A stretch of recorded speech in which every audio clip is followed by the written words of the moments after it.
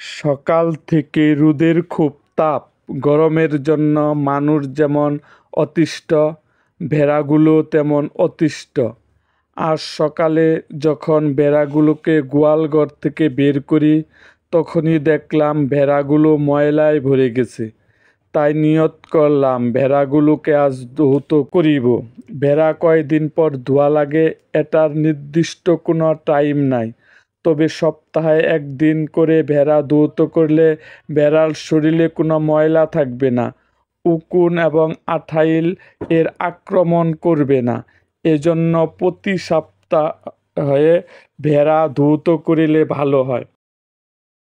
ভেড়া পালন সম্বন্ধে কোনো কিছু জানার থাকলে অবশ্যই আমাদের কমেন্ট বক্সে লিখে দিন এবং অবশ্যই আমাদের চ্যানেলটিকে সাবস্ক্রাইব করুন এবং পাশে থাকা বেল আইকনটি বাজিয়ে দিন।